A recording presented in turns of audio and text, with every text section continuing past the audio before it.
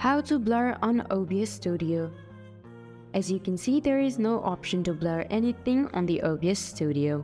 So I'll teach you a smart and easy way on how you can do that. So you would need to head to a web browser. I'll be using Google Chrome. In the search bar, type in blur JPG.